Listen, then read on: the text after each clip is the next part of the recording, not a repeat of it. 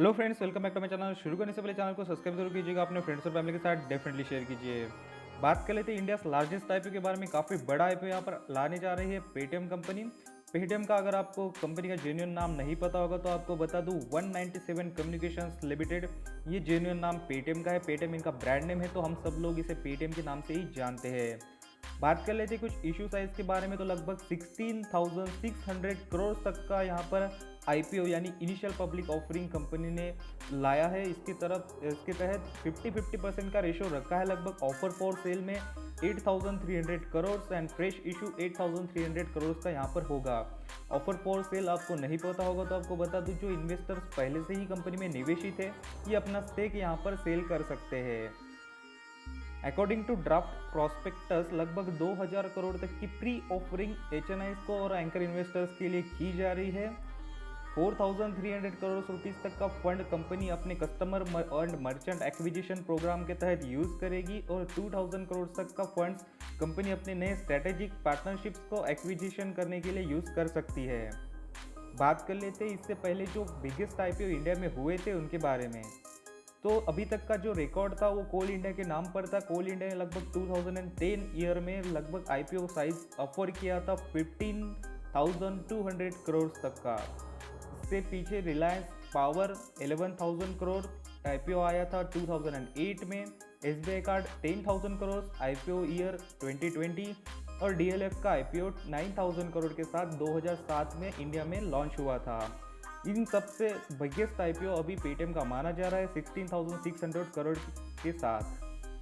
अब बात कर लेते कुछ ओवरव्यूज की, तो 197 कम्युनिकेशंस लिमिटेड फाउंडेड किया था विजय शेखर शर्मा जी ने लगभग ईयर 2000 में।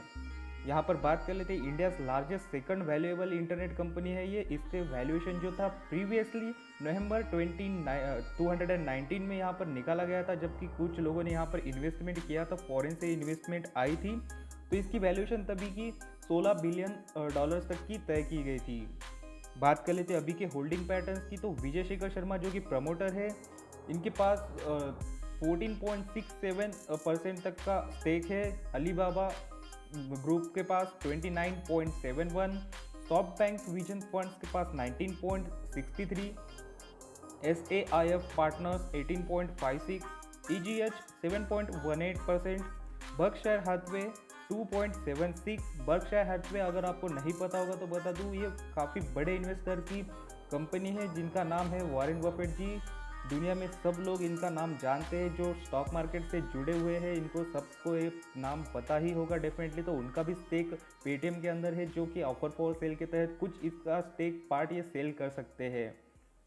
अदर्स लोगों की इन्वेस्टमेंट यहाँ पर लगभग 7.49% तक की है। बात कर लेते कुछ इंपॉर्टेंट पॉइंट्स की यहाँ पर, तो लगभग 2 करोड़ तक के मर्चेंट पार्टनर्स पेटीएम के तहत आते हैं। यूजर बेस अगर देखें तो लगभग 35 करोड़ तक का है। करंट वैल्यूएशन कंपनी की लगभग 2 लाख करोड़ रुपए तक की मानी जा रही है। डेली के ट्रांजेक्शन्स पेटीएम के तहत 140 करोड़ तक के किए जाते हैं।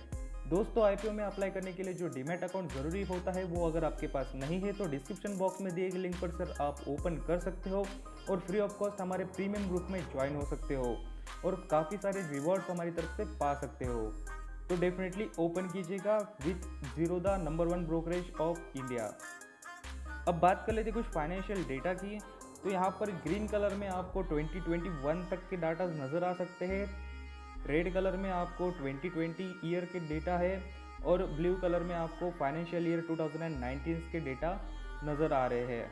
मैंने यहाँ पर काफ़ी अच्छा आपके लिए ग्राफ प्लॉट किया है जिसमें कि revenue, expenses and profit and loss एक ही पेज पर आपको कंपेयर कर सकते हो।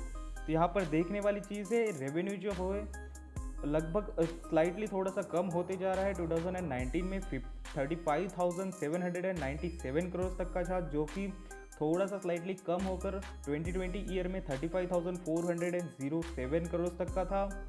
रिसेंट ईयर 2021 में 31,868 तक का रेवेन्यू कंपनी जनरेट कर पाई है। बात कर लेते हैं एक्सपेंसेस की, तो ये काफ़ी बड़ा एक्सपेंसेस इन्होंने किया था 2019 में, जो कि 77,439 करोड़ तक का किया था।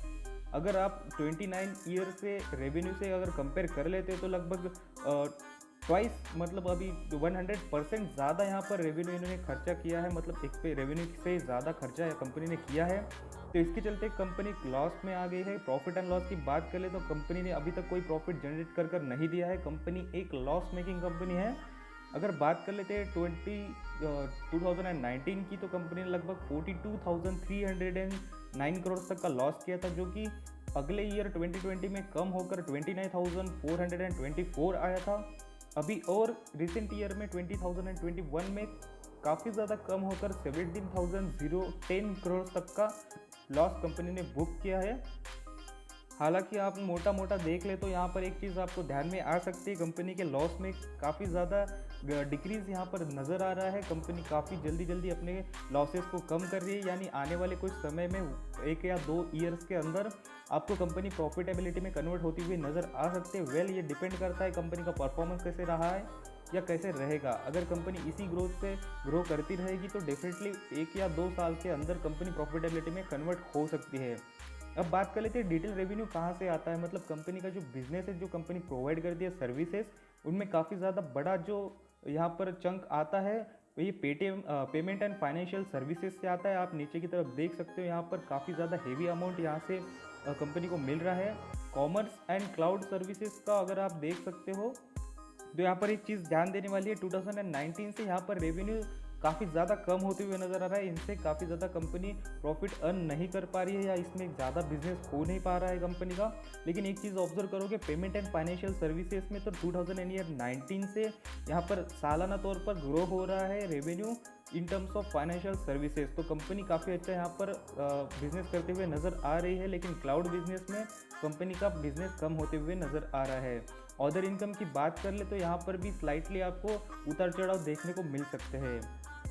अब बात कर लेते हैं एक्सपेंसेस की। कंपनी ज़्यादा एक्सपेंसेस कर तो रही है, लेकिन देख लेते हैं कहाँ पर कंपनी ने ज़्यादा एक्सपेंस किया था 2019 में, जिसके चलते कंपनी को इतना मेजर लॉस हुआ था। तो यहाँ पर आप देख सकते हो मार्केटिंग एंड प्रमोशनल में कंपनी ने लगभग 34,008 करोड़ तक का खर्चा जो होता है एक्सपेंस ये किया था कंपनी ने, जो कि आगे चलकर 2020 में काफ़ी ज़्यादा इन्होंने कम कर दिया है।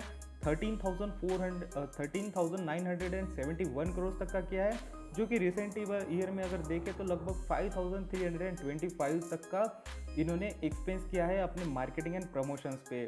दोस्तों, अगर आप पेटीएम के यूज़र हो तो आपको भी ये चीज़ पता होगी डेफिनेटली, पेटीएम 1-2 साल पहले काफ़ी अच्छे कैशबैक ऑफर के साथ आता था। अगर आप कोई भी यूटिलिटीज़ बिल या पेमेंट करते हो या रिचार्ज करते हो तो आपको हर ऑर्डर पर कुछ ना कुछ कैशबैक दिया जाता था या ऑफर प्रोवाइड करे जाते थे। अभी ये चीज़ काफ़ी कम कर दी है पेटीएम ने, जिसके चलते पेटीएम का जो लॉस हो रहा था कंपनी का वो ज़्यादा कम होते हुए हमें नज़र आ रहा है।